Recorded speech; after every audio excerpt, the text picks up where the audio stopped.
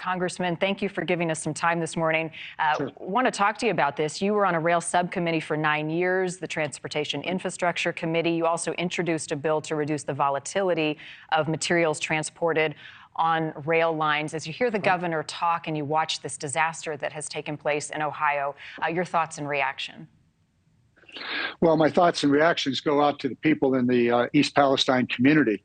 Their lives have been turned upside down, and quite possibly their health along with it.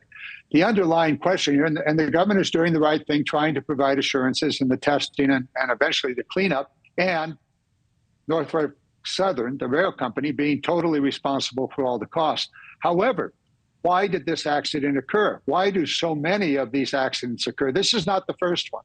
This is not the first explosion of chemicals that are on these trains. There are things we can do. And the things that we can do have been rebuffed, stopped, slowed down, and stalled by the rail companies, the oil industry, as well as the chemical industry. There are ways to make things safe. For example, positive train control. If the train is going too fast, there's a system that would automatically slow it down. The braking system on many of these trains date back to the Civil War. We do have an updated braking system, but it's expensive and the rail companies don't want to do it. And the tank cars themselves, whether they're carrying these particular chemicals or petroleum, should and must be double-walled. That's required for every gas station to have a double-walled tank under the ground. Why not double-walled tanks for these chemicals and petroleum cars? Well, the reason is they don't want to pay for it. Well, that leaves all of us at risk. The other concern is many of these train cars are not labeled as hazardous and people don't know they're moving through their community. Do you think that this incident is big enough to hold the rail companies' feet to the fire and to enact the type of change you want to see? Well, that's going to depend a great deal upon the Ohio delegation and other representatives and senators across this nation. We have tried multiple times to improve the safety of the railroads, as well as the trucking industry and the labeling of dangerous chemicals that are on trucks or on trains. And we get pushback, heavy pushback from the industries, the rail industry, the chemical, the petroleum industry. Oh, no, it's going to cost us too much money.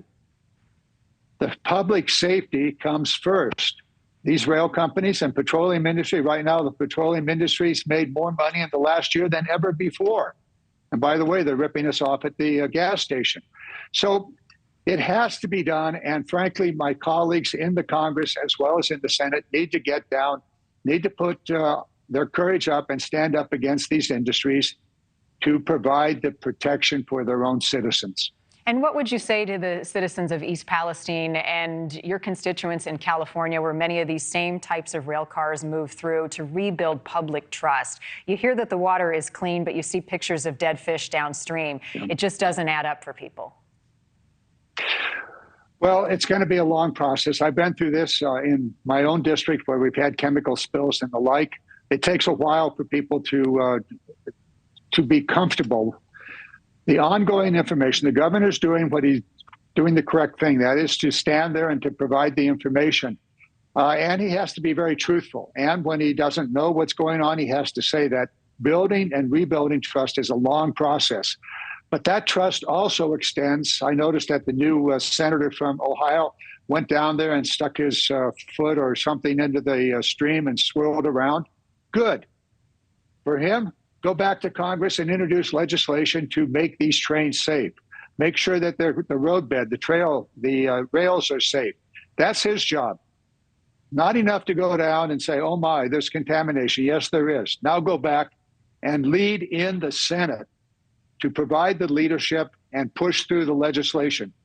And this is not just the trains, not just the trucks. It's also the pipelines. We've tried for years, those of us that have expressed this concern, tried for years to push the safety issue forward, and we have been rebuffed. So show your stuff, Senator. Go back, introduce legislation.